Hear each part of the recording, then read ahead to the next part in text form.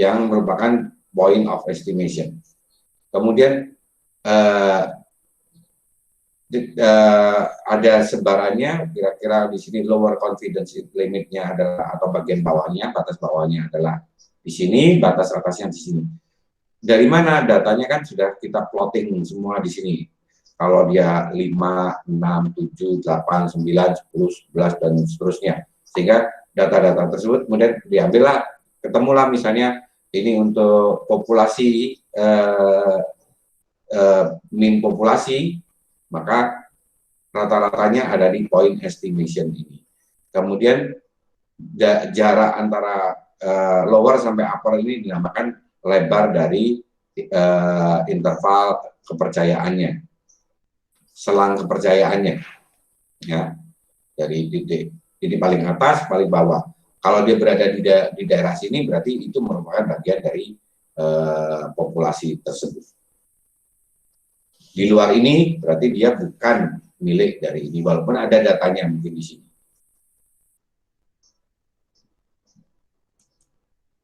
Jadi, nah estimasi titik itu kalau kita mengestimasikan suatu populasi, parameter populasi, maka kita pakai mean atau proportion, mu atau p.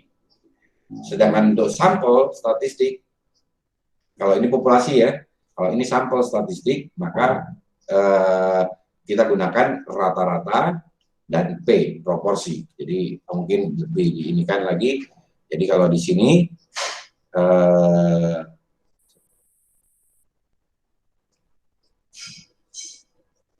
ini adalah sampel yang perlu diinikan. Maaf, saya lewat. Jadi yang di sini adalah sampel. Untuk lebih jelasnya, yang ini adalah populasi. Kalau Anda berbicara tentang populasi, maka harus pakai mu rata-ratanya atau P untuk proporsinya. Sedangkan untuk sampel, maka Anda pakai X rata-rata seperti ini dan P proporsi untuk sampel nilai statistik untuk proporsi. Nah, apa itu confidence interval? Seberapa ketidakpastian, seberapa besarkah ketidakpastian yang berhubungan dengan estimasi titik dari suatu parameter populasi, ya? Seberapa besar ketidakpastian point estimate. Kalau Anda menyatakan rata-rata tinggi badan mahasiswa Universitas Bakri adalah 165, seberapa ketidakpastiannya, seperti itu. Itu adalah confidence interval tadi. Nah, estimasi interval disediakan merupakan informasi yang merupakan karakteristik dari populasi, ya. Interval estimate tadi dinamakan confidence interval.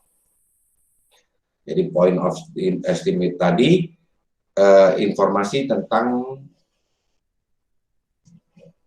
populasi, karakteristik populasi, ya, yang perlu diinikan.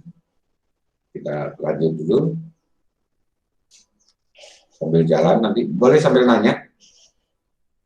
Jadi estimasi dari selang kepercayaan, suatu interval yang menggambarkan nilai satu range gitu, dengan mempertimbangkan variasi dari dalam sampel dari suatu sampel ke sampel yang lain. Sebagai contoh, pada observasi dari satu sampel, didasarkan pada satu sampel, berdasarkan satu sampel, dengan memberikan informasi tentang seberapa tepat atau seberapa jadi tepat ketidakpastian populasi tersebut. ya, biasanya dinyatakan dalam bentuk 95% atau 99%. Dan tidak mungkin ketepatannya 100% karena dugaan, ya.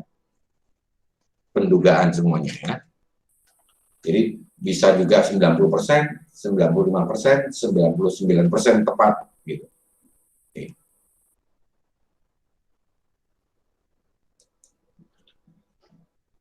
Berikut adalah contoh serial, ya. Pengisian sereal dalam satu kemasan. Populasinya memiliki rata-rata 368 dengan standar deviasi 15. Jika Anda mengambil sampel sebesar 25,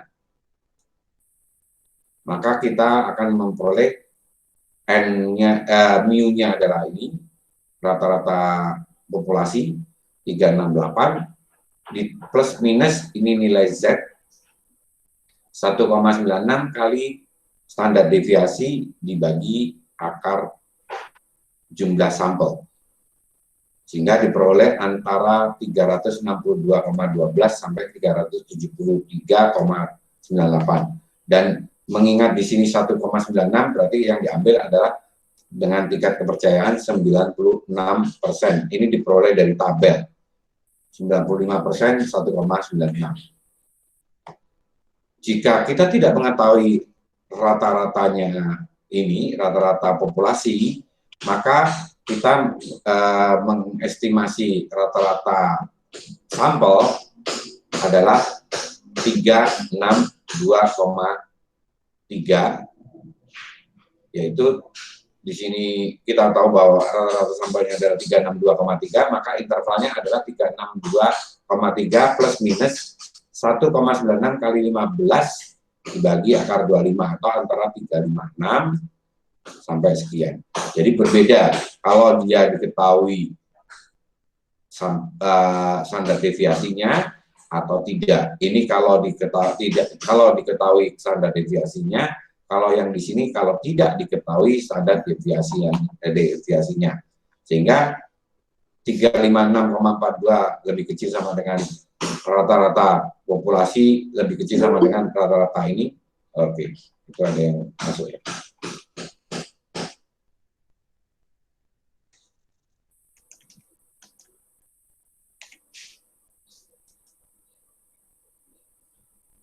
Mana? Oh, nggak masuk. Oke, kita lanjut saja.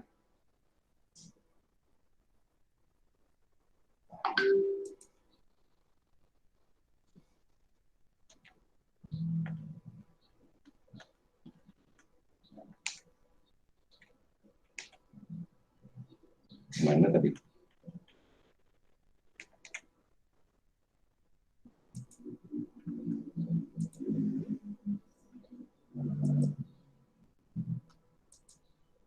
Oke. Saya ulang, ya. Jadi jika kita ketahui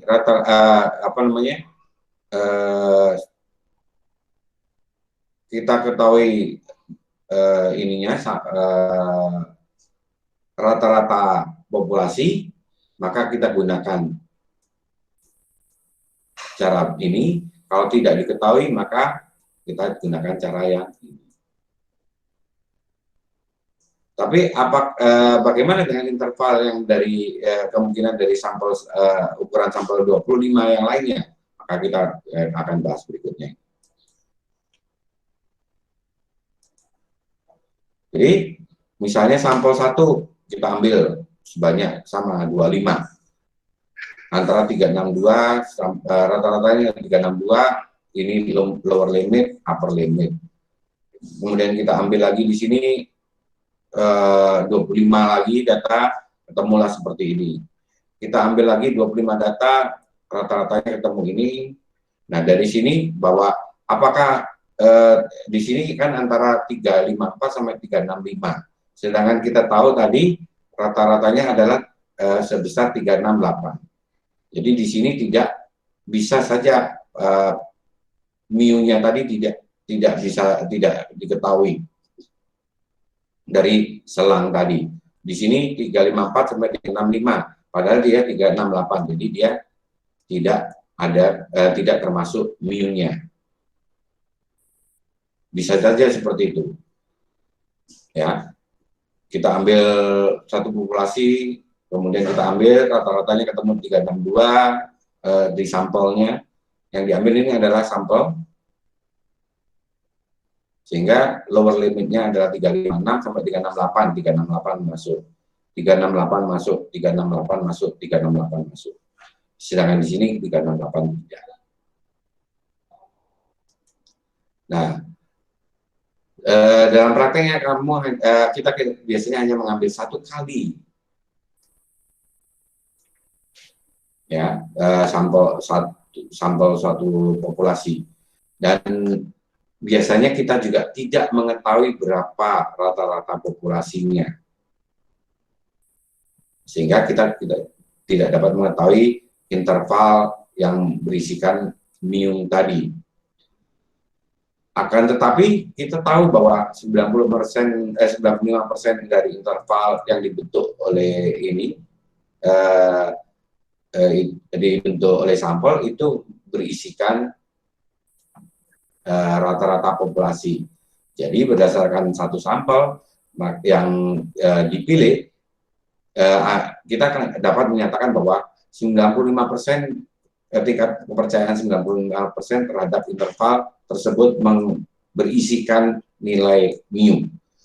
Nah, ini yang dinamakan tingkat kepercayaan 90 interval atau selang tingkat kepercayaan interval kepercayaan sebesar 95%, yaitu berdasarkan nilai Z sebesar 1,96. Oke.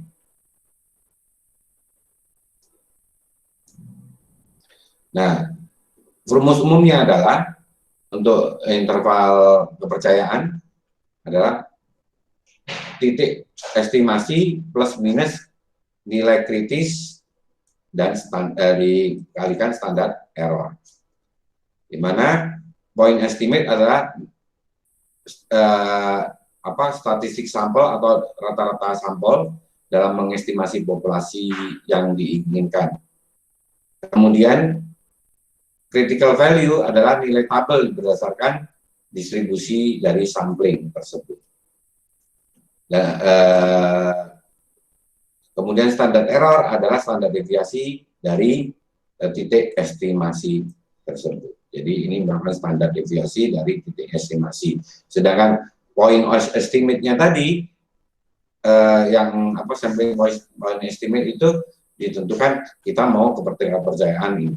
Ada 3 yang perlu diketahui adalah kalau 99% itu sangat signifikan, 95% itu adalah signifikan, 90% itu kurang signifikan. Jadi itu bisa digunakan dalam nanti pendugaan parameternya, dan itu biasanya digunakan juga di dalam penelitian. Jadi confidence level adalah confidence interval yang akan berisikan parameter populasi yang tidak diketahui, dan persentasenya lebih kecil dari 100%.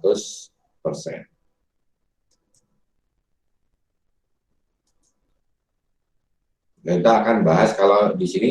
Jadi kita membahas tentang confidence interval dari nilai populasi, dari rata-rata populasi dengan simpangan baku yang diketahui. Nanti kemudian berikutnya akan kita bahas kalau simpangan baku tidak diketahui, dan untuk proporsi berbeda cara-caranya. Ada 1, 2, 3. Jadi confidence interval untuk rata-rata populasi yang nilai simpangan bakunya diketahui. Jadi asumsinya adalah standar deviasi populasinya diketahui, dan populasinya terdistribusi secara normal.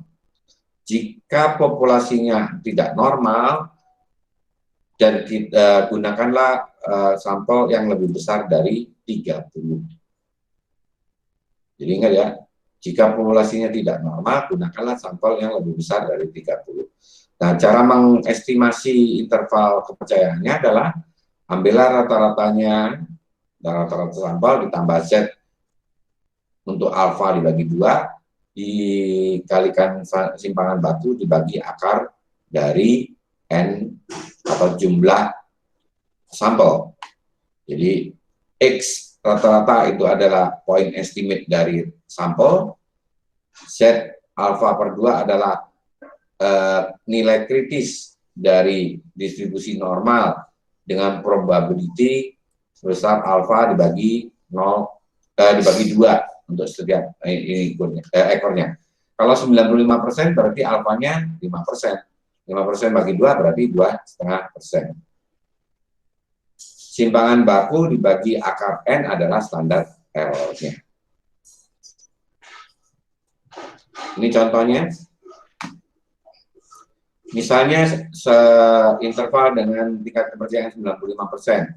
Maka 1 dikurangin alfa sama dengan 0,95, sehingga alfanya adalah 0,05. Kemudian kita tahu di sini point estimate-nya adalah di Z-nya titik 0, Z. Kalau ke arah ke kiri berarti minus 1,96 Z bagi alfa per 2. Kemudian Z dari alfa per 2, sedangkan yang sebelah kanannya Z alfa per 2-nya 1,96. Nah, berarti alfa per 2-nya di sini kan 0,05 dibagi 2. Berarti daerah ini tidak termasuk dalam tingkat percayaannya, ini juga tidak. Yang bagian yang saya merah ini, kalau datanya berada di sini, dia tidak termasuk sebagai bagian dari data tersebut. Jadi ini adalah kalau populasi Z unit, kalau Z unit ini adalah untuk nilai kritikalnya, sedangkan untuk mencari nilai X-nya di sini, maka di sini X unit kita gunakan lower confidence limit, point estimate, dan upper confidence limit. Jadi dari angka-angka ini diubah menjadi angka itu dengan rumus yang tadi di atas.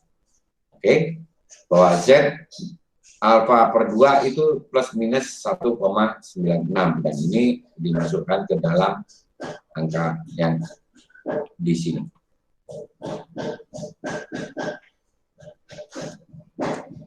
Nah, berikut beberapa confidence level atau tingkat kepercayaan yang sering digunakan. Yang paling sering digunakan adalah tadi sudah saya jelaskan 90%, kurang signifikan, signifikan, sangat signifikan. Jadi 90, 95, 99. Dengan tingkat confidence coefficient-nya 0,8, 0,9, 0,99 dan seterusnya. Dan Z, nilai Z-nya adalah Z alfa per 2 adalah 1,28 sampai 3,27. Ini semua ada di tabel, tapi Anda juga sudah bisa lihat. Yang paling sering digunakan adalah 1, 2, 3.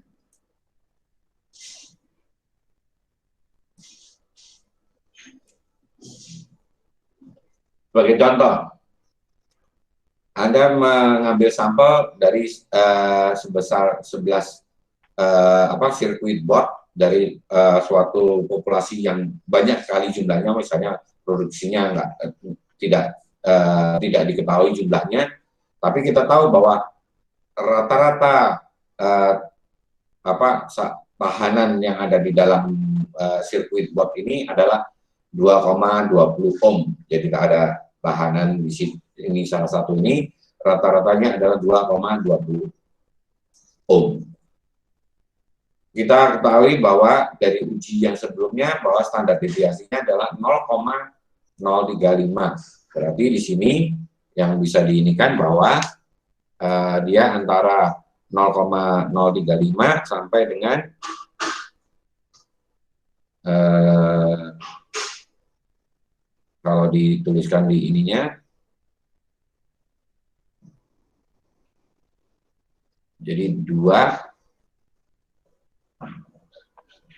mau di ini agak ngaco aja ya. Jadi nanti 2,20 plus minus 0,35 ohm. Tentukanlah interval kepercayaan 95% untuk rata-rata sebenarnya dari tahanan yang ada di dalam sirkuit board ini untuk populasinya. Sehingga dari tadi sampel tadi kan kita peroleh X rata-rata, kita ketahui X rata-ratanya adalah 2,20. Kemudian Z alfanya 1,96 dikalikan dengan 0,35 akar 11, karena 11 sirkuit yang diambil. Sehingga kita peroleh antara 2,20 plus minus 0,2068. Ini atau di ininya rata-rata populasinya itu berada di selang atau estimasi kepercayaan antara 1,99 sampai 2,4068. Hasil penjumlahan ini tadi 2,20 dikurangi 0,2068 sama dengan 1,92932. 2,20 dikurangi ditambah ini menjadi 2,4068.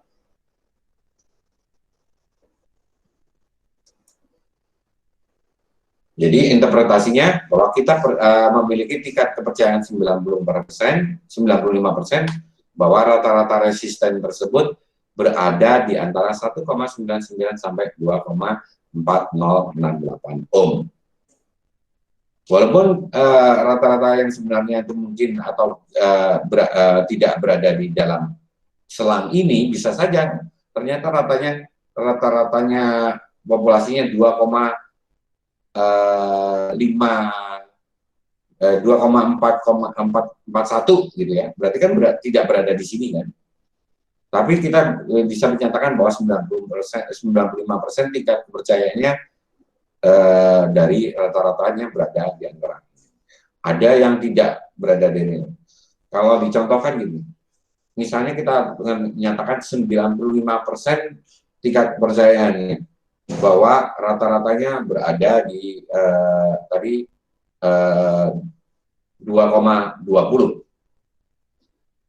dan antara 1,99 sampai 2,41, maka 5 diantaranya kemungkinan tidak berada di antara 1,99 sampai dengan 2,41.